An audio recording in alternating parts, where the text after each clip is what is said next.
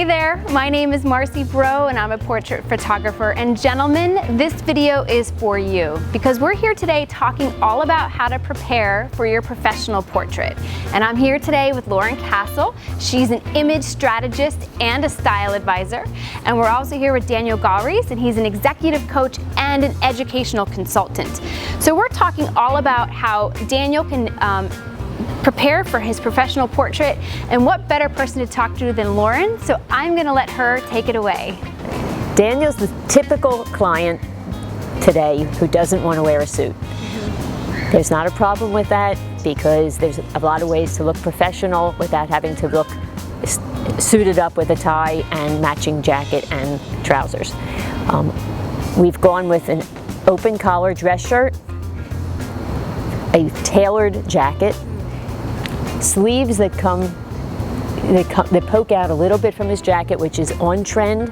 Having a watch on is very important because you can accessorize, and there's not a lot of areas you can accessorize. A tie would be an area to accessorize, but without the tie or without a pocket square, a watch is a good way. It's not necessary to spend a lot of money on clothing. If you do, it doesn't guarantee that it fits properly.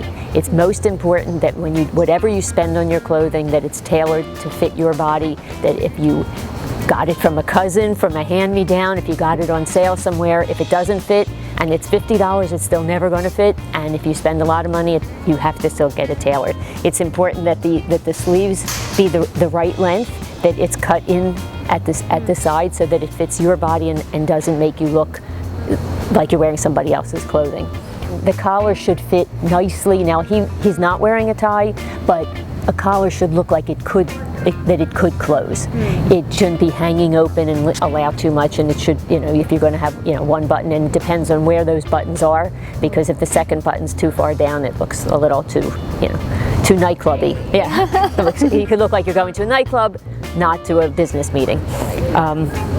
It's perfectly okay to wear denim, preferably dark denim in a business environment, not torn, not distressed, not faded out.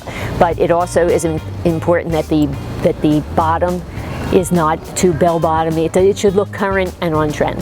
When you work with a tailor and you're talking about the length of whether it's trousers or jeans, make sure that you're comfortable with the length and how much they go over your shoe. This looks very dressy this way. There's not too much bagginess, and it's not like they're draping, and you're not going to be. And it's important that you're not walking on them, and it has just enough break so that when you cross your legs when you're sitting, it doesn't ride up to your knee. Let's talk a little bit about grooming. In many industries, shorter hair is the only choice you have. Daniel is in his own business and is a more forgiving field, and he could be more creative in his hairstyle, which it's still clean cut, it's still stylish, keeping it's neat and trim and clean, and it looks a little edgy and stylish the way he has it. The beard is trimmed, it's not straggly and sloppy, and keeping eyebrows are trimmed so that we don't have little awnings going over his eyes, and stray hairs coming out of places that you don't want. All of your clothing and all your accessories should be an extension of your personality. You shouldn't feel like you're wearing a costume. Wearing clothes that fit, that are very comfortable, really helps me concentrate on and focus on what I'm really good at, rather than trying to think about like, hey, what's this going on in my jeans, or is the shirt feeling like it's sitting on my wrist the right way? And wearing comfortable clothes that really fit is really key.